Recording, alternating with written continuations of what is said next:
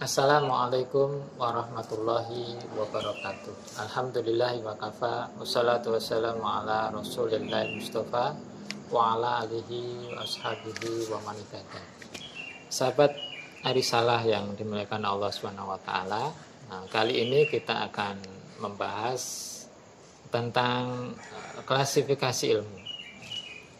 Berdasarkan hadis Rasulullah Shallallahu alaihi wasallam di dalam Sunan Abu Dawud juz 8 halaman 473, Rasulullah Shallallahu alaihi wasallam bersabda, al-ilmu salasatun wa ma siwa dzalika fahuwa fadlun, ayatun muhkamatun au sunnatun qaimatun au faridatun adilatun. Artinya, pokok ilmu itu ada 3, sedang selebihnya adalah pelengkap atau keutamaan, yaitu ayat yang tetap sampai hari kiamat atau Al-Quran, kemudian sunnah yang ditegakkan, kemudian pembagian harta warisan yang adil. Kita perinci satu persatu. Yang pertama adalah Al-Quran. Kita ketahui bahwa Al-Quran ini merupakan pedoman hidup kita sebagai sumber ilmu yang paling utama, ya, yang mana Al-Quran ini mengandung kurang lebih 5 intisari, ya. Yang pertama, Al-Quran itu berisi tentang akidah, ya, tentang keyakinan, tentang keimanan. Yang kedua, Al-Quran berbicara masalah ibadah dan muamalah. Ibadah ini hablum minallah, hubungan kita kepada Allah Subhanahu wa taala. Kemudian muamalah ini kaitannya dengan interaksi kita dengan sesama manusia atau lingkungan sekitar. Kemudian yang ketiga, kandungan daripada Al-Quran adalah syariah atau hukum-hukum, aturan-aturan mulai dari kita lahir, kemudian kita beraktivitas sampai kita meninggal, semuanya ada aturan, kemudian ada sanksi, ada syariahnya. Kemudian yang ketiga berisi tentang sirah dan kisah-kisah umat terdahulu, yang mana dari sirah ini, dari kisah ini mengandung banyak hikmah dan pelajaran yang luar biasa. Kemudian yang kelima berisi tentang dasar-dasar pengembangan sains dan teknologi. Kemudian yang kedua adalah sunnatun qaimatun, yaitu sunnah yang ditegakkan, sunnah yang diamalkan dalam sendi-sendi kehidupan. Kita ketahui bahwa sunnah ini adalah sumber hukum yang kedua, juga sumber ilmu yang kedua setelah Al-Quran. Juga sunnah ini berisi tentang apa-apa yang dituntunkan oleh Rasulullah SAW, juga sebagai penjelas daripada ayat Al-Quran, juga sebagai tafsir daripada ayat Al-Quran.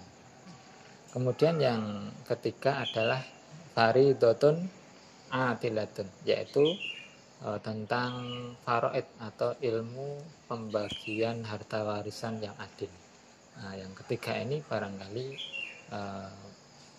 masih jarang ya dipelajari oleh kaum muslimin secara umum, tapi ini perlu kita pelajari karena ini menjadi sesuatu yang dikatakan oleh Rasulullah sebagai pokoknya ilmu, ya. Kemudian wa masih wa dzalika fahuwa fadlun, selebihnya adalah pelengkap. Selain yang 3 tadi adalah pelengkap atau sebuah keutamaan. Lalu bagaimana dengan cabang ilmu yang saat ini begitu banyak, yang merupakan pengembangan dari ilmu Quran dan Sunnah, juga ilmu-ilmu pelajaran yang sangat banyak sekali, ya, yang dipelajari mulai dari sekolah dasar sampai perguruan tinggi. secara umum ilmu itu dibagi menjadi dua ya terkait dengan itu. Yang pertama orang biasa menyebut sebagai ilmu agama. Ya. Yang kedua ilmu umum. Ilmu agama ini sebagai pengembangan dari Quran dan Sunnah ini ada ilmu tafsir, kemudian ada ilmu syarah hadis, kemudian ilmu fikih dan lain sebagainya. Secara umum ilmu-ilmu tersebut merupakan bagian daripada ilmu Quran dan Sunnah yang perlu untuk kita pelajari, karena ada kaidah mala yatimul wajib illa bihi fahuwal wajib. Suatu kewajiban tidak akan sempurna dengan sesuatu, maka sesuatu itu juga wajib untuk kita pelajari. Meskipun nanti untuk menjadi pakarnya bisa hukumnya menjadi fardu kifayah. Cukup sekelompok orang yang memang betul-betul menjadi pakar tafsir, pakar hadis, sedangkan yang lainnya bisa mendengar dari penjelasan para pakar, kemudian membaca buku-buku para pakar dan ahlinya.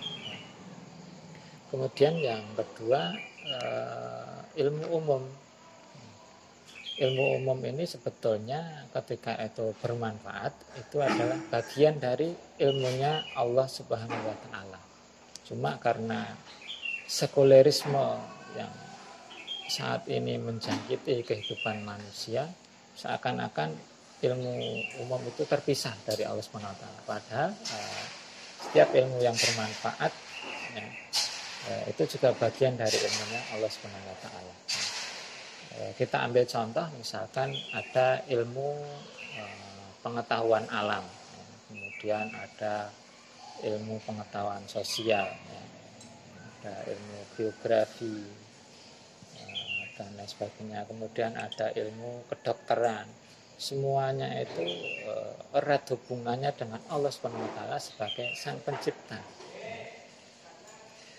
Maka ilmu-ilmu ini juga perlu untuk kita pelajari, karena ketika umat ini tidak mempelajari itu, sangat mungkin kita itu akan dikuasai oleh musuh-musuh Islam. Maka ini perlu kita pelajari, meskipun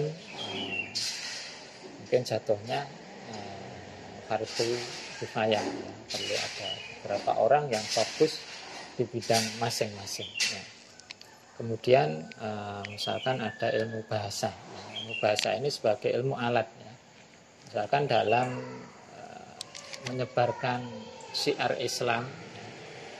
Misalkan keluar daerah ya, kita perlu belajar ilmu bahasa asing ya.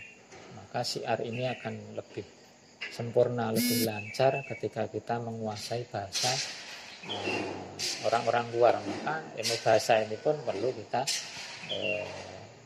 pelajari juga ya, meskipun tidak semuanya harus mempelajari ya. Kemudian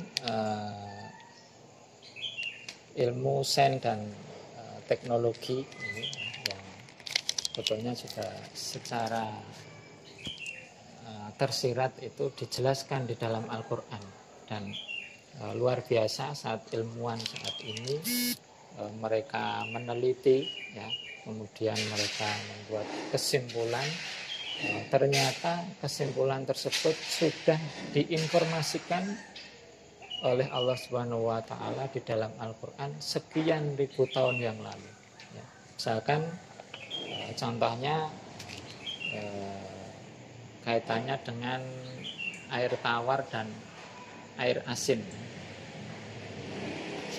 Ketika bertemu keduanya itu ada pembatas. Misalkan di dalam Quran surah Al-Furqan dan surah Ar-Rahman, Al-Furqan ayat 53 dan Ar-Rahman ayat 19 sampai 20, yang artinya kurang lebih. Dan dialah yang menjadikan mengalir dua lautan, yaitu air tawar dan air asin, yang kemudian keduanya bertemu, ya.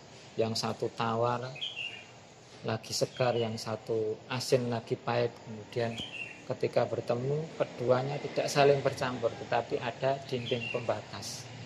Ketika para ilmuwan meneliti, ya, sedangkan mereka tidak membaca Al-Quran, kemudian menyimpulkan, oh ternyata air laut dan air sungai yang tawar ini ketika bertemu ternyata ada dinding pemisah yang tidak saling bercampur. Juga ada sungai yang berada di bawah lautan, ya, di kedalaman tertentu, ya. Ternyata mereka tidak saling bercampur, ada dinding pemisah. Nah, ternyata ini sudah diinformasikan oleh Allah Subhanahu wa taala sejak sekian ribu tahun yang lalu. Kemudian para ilmuwan ini masuk Islam, ya, karena penemuannya itu yang ternyata sudah diinformasikan oleh Allah Subhanahu wa taala di dalam Al-Qur'an.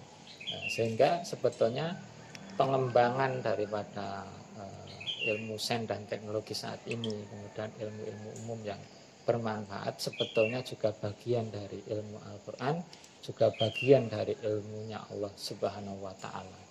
Sehingga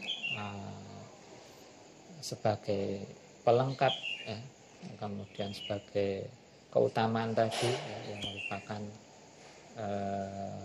ilmu-ilmu selain 3 yang disabdakan oleh Rasulullah SAW, sebetulnya juga bagian dari ilmu-ilmu tersebut yang perlu kita pelajari, tentunya dengan sesuai dengan porsinya dan kebutuhan, ya. Wallahu a'lam bishawab. Ini yang bisa kita sampaikan, kurang lebihnya mohon maaf. Assalamualaikum warahmatullahi wabarakatuh.